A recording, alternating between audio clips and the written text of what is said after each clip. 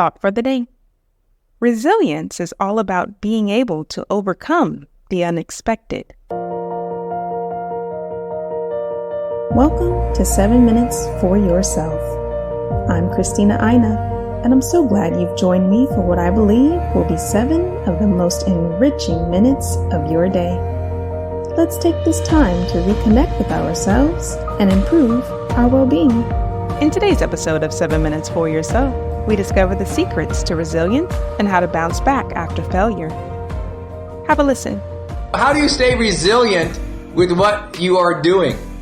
All right, today I just spent a whole day with my coaches talking about how do you maintain and inspire resilience. And I think the most important topics I can share briefly, what I shared with them, is first, when you have a setback or a failure, the first important thing that you start managing, monitoring, is your self-talk to yourself about how you are processing that failure, that setback. And you've got immediately, when you have a failure, a setback, a challenge point, something horrible, you immediately, instead of being discouraged, disappointed, angry, hatred, immediately flip into your learning mind and say, okay, what did I learn about this? What did I learn about myself? What did I learn about other people? What did I learn about the world? And what might I do next time to improve the situation, prevent the situation, or do better? Because by projecting yourself into the next time, based on the lessons you learned, you will move through that setback earlier. Because what does everyone else do? Usually, they revisit the setback and they ruminate on it, right? They keep thinking about it over and over. They think about all the reasons it went wrong, all the problems. Oh my God, oh my God, oh my God, oh my God, oh my God, oh my God, oh my God. And they watch their motivation wind down. Instead, be a student. Every time there's a failure, I'm like, what did we learn? And I very closely manage my self-talk. I'm asking, what am I saying to myself about myself after that failure?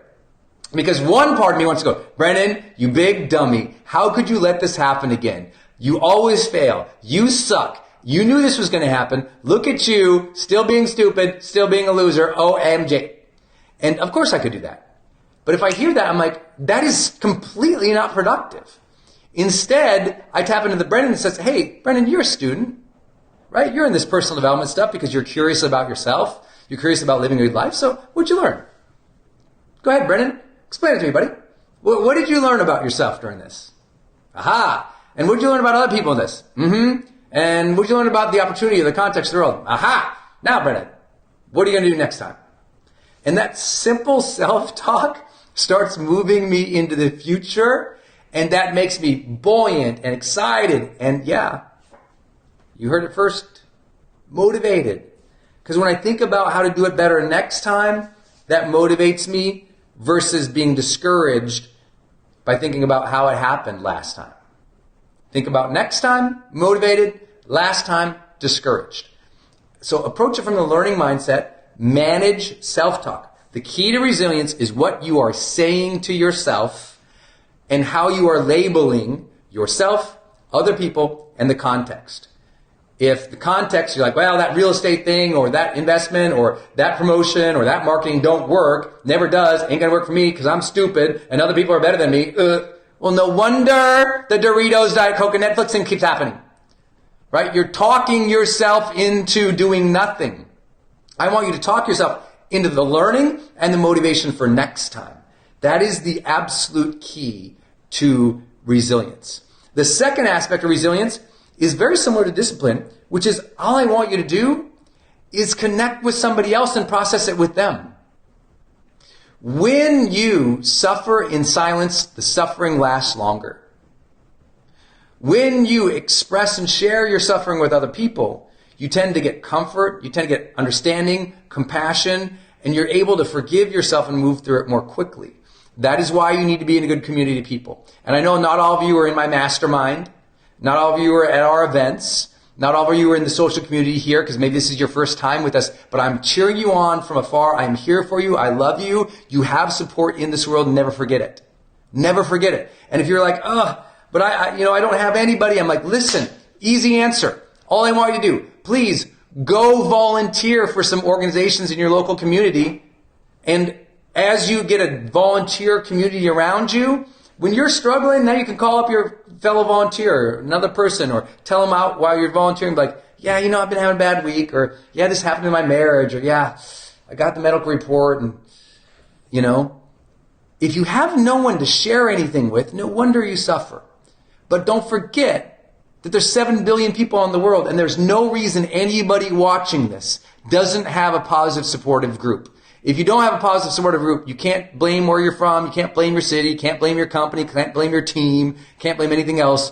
You need to go build that active community, where that's, again, come and do our events, or it's for you joining a local group, whether it's for you volunteering, whether it's for you reaching out online.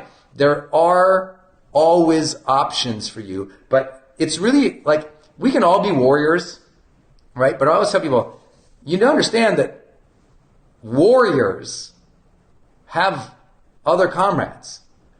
Like, if none of the great battles on earth were fought without an army, you need to develop your army and stop thinking of yourself as an army by yourself, right? That's not how it works. You need comrades, partners, friends, family, friends. So you got to develop deep connections and relationships, be around great people. And if you ever struggle with that, I always tell people the greatest support network you can ever get for free is joining local volunteer organizations. And because the people who volunteer in your community tend to be the most compassionate, thoughtful, progressive, intelligent people who also have realized life is about service to others. So they're dedicating their time and energy to that. That concludes today's episode of 7 Minutes for Yourself. Please take a moment to rate and review the show on Apple Podcasts. Today and every day with your kiddo is a gift. Enjoy it. Thanks for tuning in.